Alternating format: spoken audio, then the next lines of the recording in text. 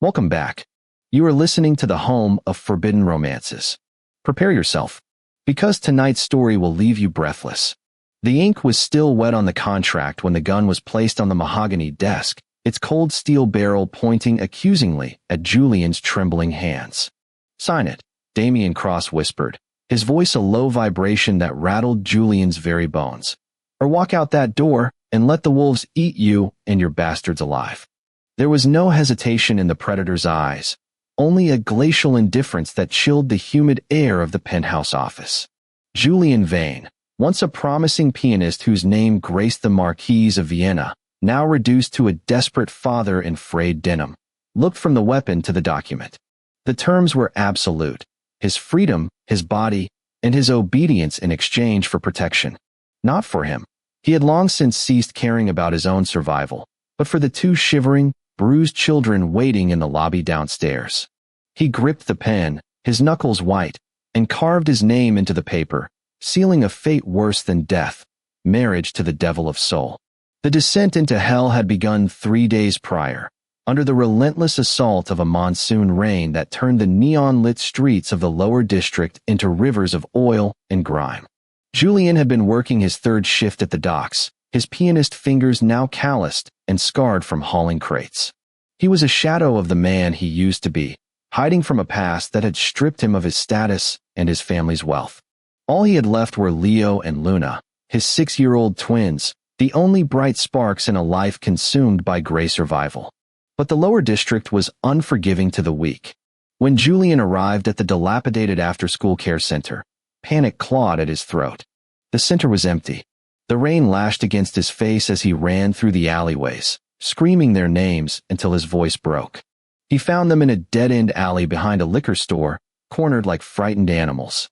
Standing over them were 3 teenage delinquents, but these weren't ordinary bullies. They wore the insignias of the Viper Gang on their jackets, low-level enforcers who terrorized the slums.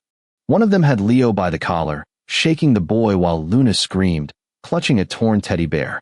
"Your daddo's the boss interest, kid," the thug sneered, raising a fist. "Maybe if we break a few of your teeth, he'll pay up faster." Julian didn't think. A primal roar ripped from his chest as he threw himself at the attacker. But Julian was malnourished and exhausted. The fight was over before it began. A heavy boot slammed into his ribs, sending him sprawling into the mud. He curled around his children, shielding them with his body as the kicks rained down. "I'm sorry," he thought, tears mixing with the blood on his face. "I'm so sorry I couldn't protect you." Then, the world went silent. The sound of rain was replaced by the smooth hum of an engine. A sleek, black limousine, long and imposing as a hearse, blocked the alley entrance. The doors didn't open immediately. Instead, the window rolled down 3 inches. A cane, topped with a silver hawk, emerged, followed by a voice that sounded like crushed velvet and iron. "Is this the sort of filth that passes for entertainment in this district?" The thugs froze. Every street rat knew that car. It belonged to the Cross matriarch, the Iron Lady of the East. "Leave," the voice commanded. It wasn't a shout, it was a verdict. 2 bodyguards, massive mountains of muscle in bespoke suits, stepped out from the shadows.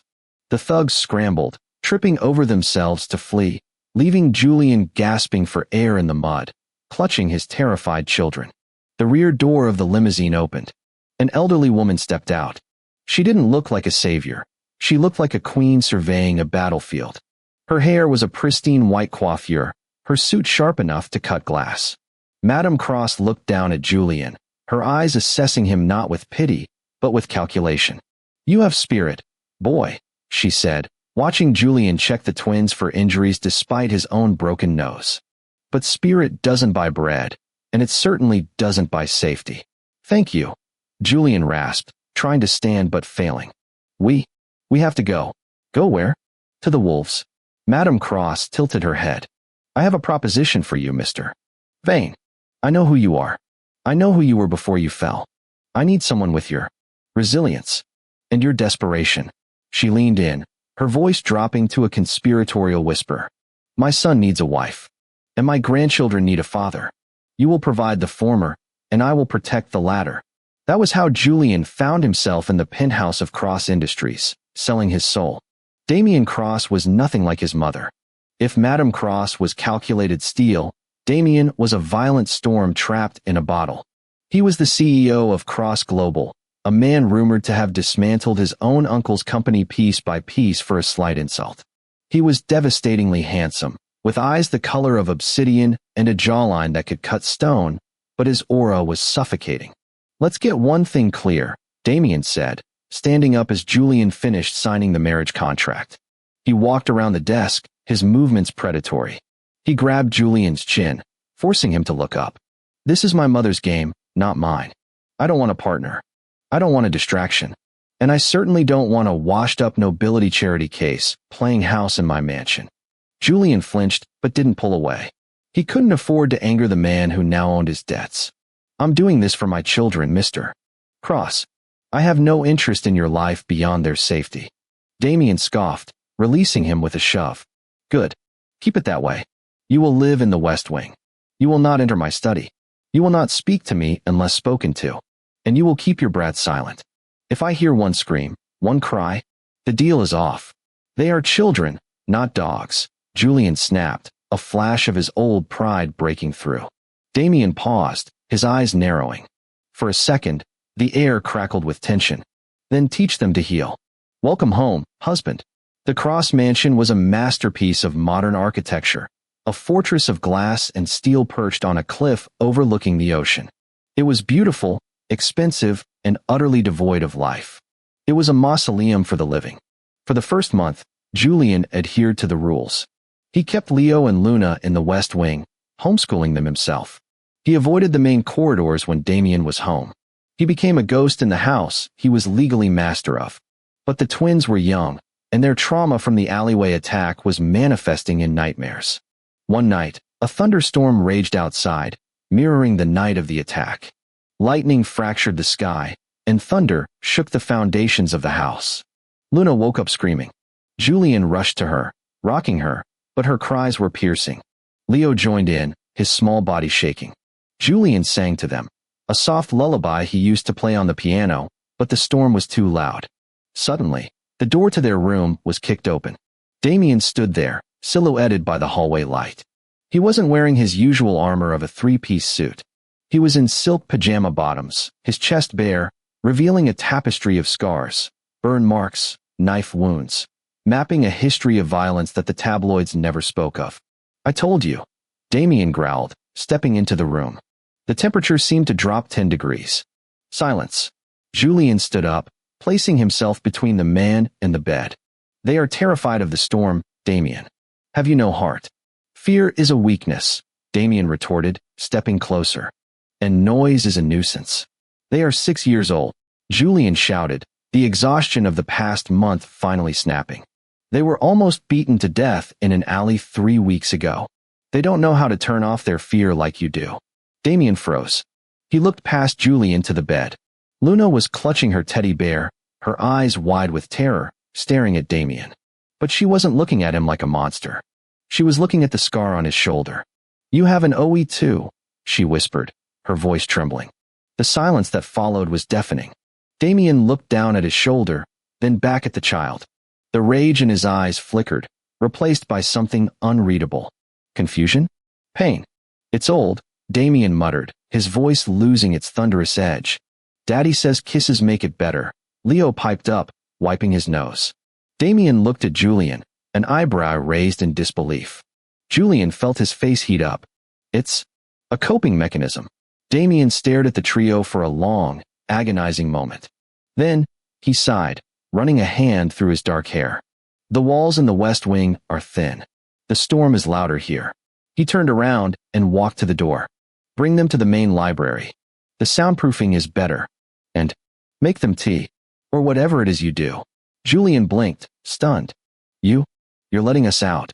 "Don't make me repeat myself," Damien called back over his shoulder.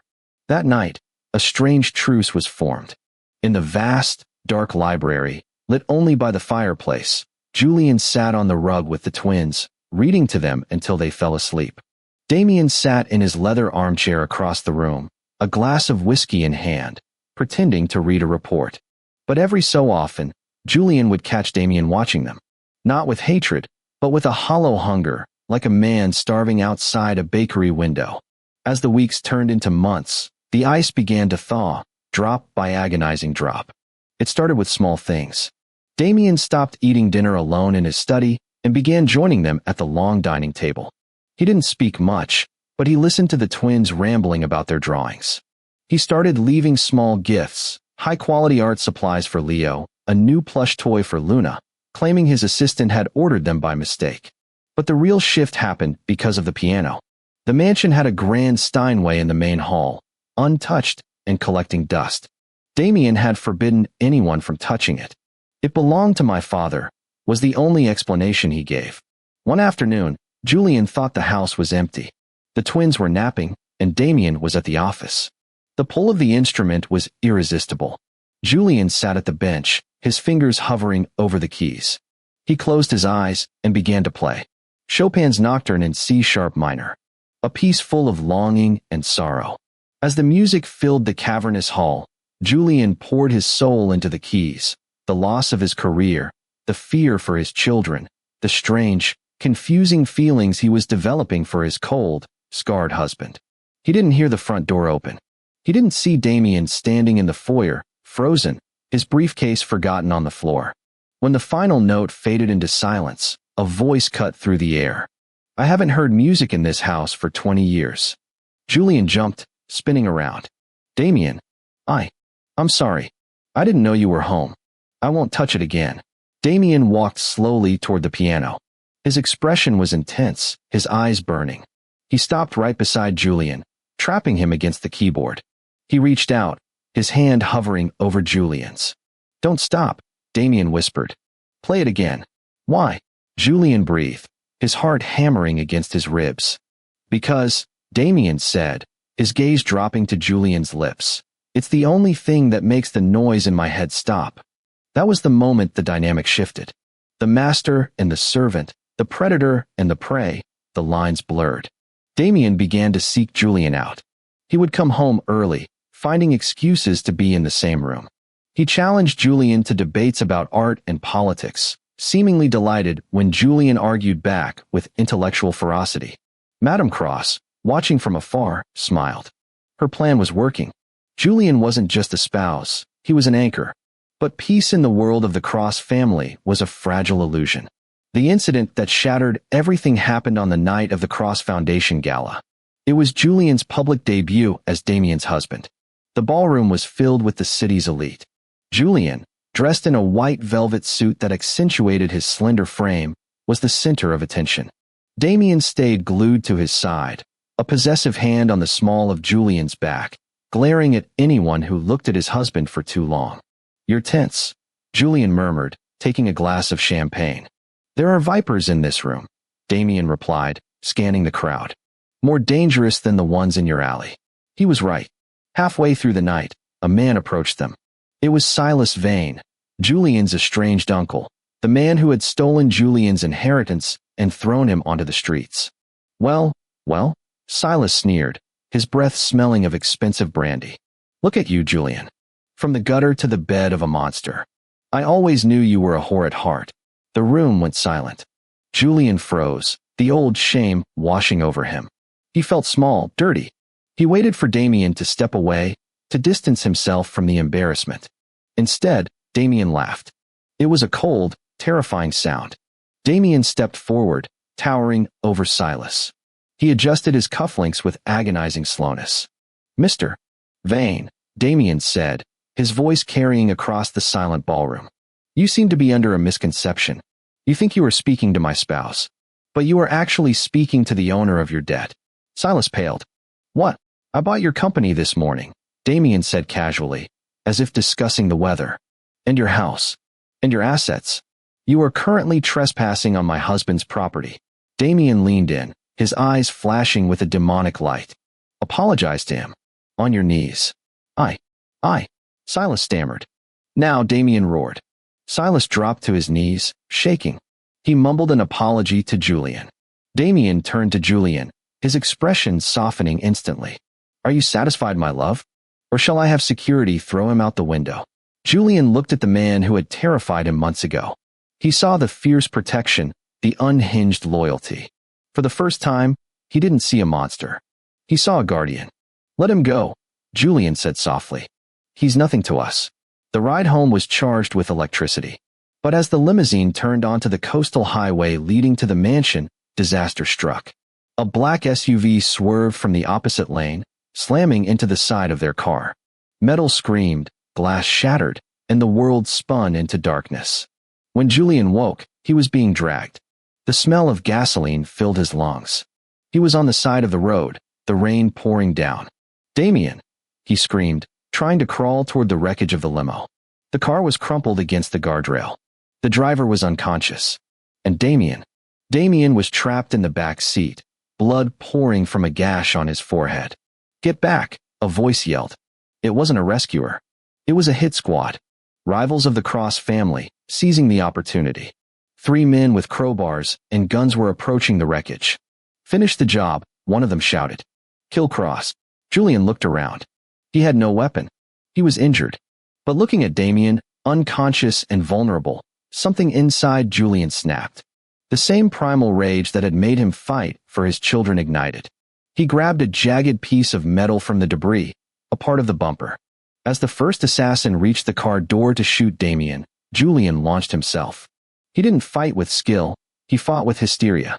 He slammed the metal into the man's arm, screaming like a banshee. "Get away from him!" The assassin howled, dropping his gun. Julian scrambled for it, his hands shaking. He pointed it at the others. "Back off!" he screamed, the rain plastering his hair to his face. "I swear to God, I'll kill you." The assassins hesitated. They expected a pampered trophy wife, not a cornered animal. That hesitation was all the time needed. A low groan came from the car. Damien kicked the crumpled door open. He stumbled out, blood masking one side of his face. He looked like a demon rising from the pit. He saw Julian holding the gun, standing between him and death. Damien didn't need a weapon. The look in his eyes was enough to stop hearts. He lunged at the nearest attacker with his bare hands. The violence was swift, brutal, and efficient. Within seconds, 2 men were on the ground, and the third was running into the darkness.